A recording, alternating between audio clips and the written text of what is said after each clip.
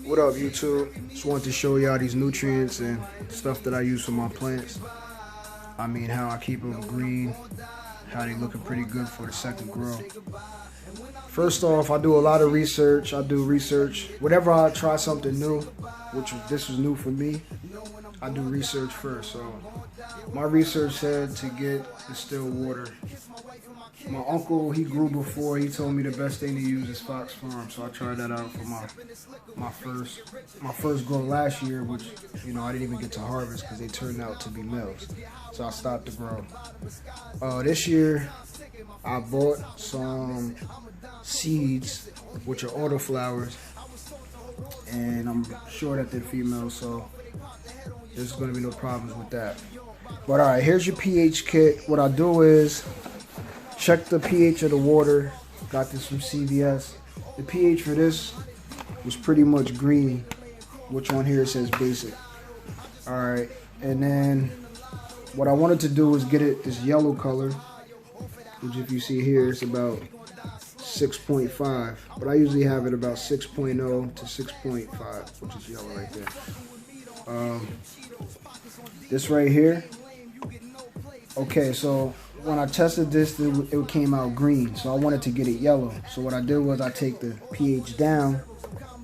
I put a little bit, like a drop, into the gallon, and it turned it almost yellow. Then I had to put another drop, turn the water yellow.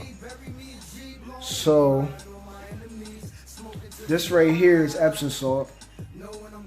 I use that to help with magnesium. If you put a tablespoon into your gallon, it'll help with that.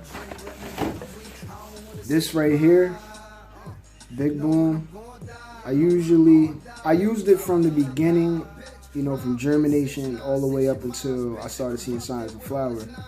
And I was mixing it with this when I first started seeing the signs of flower, but I was supposed to be using this when I seen the signs of flower. But the plants were reacting pretty well when I was using this. It seemed like once I moved that to the side and then put these together, like 2 days ago, that's when we saw the issue. So I'm going to show you guys real quick how I test this out. So you take this. Alright. Take some water.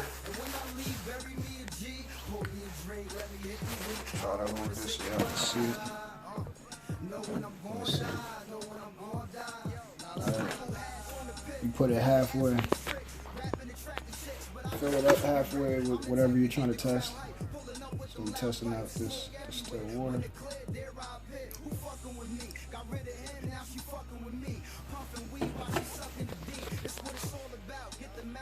Alright.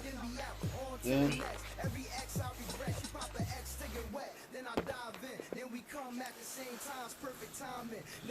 take 3 to 4 drops of this, put it into here. Alright. 1, 2, 3, 4. That's the color you got. Now you're gonna shake that up.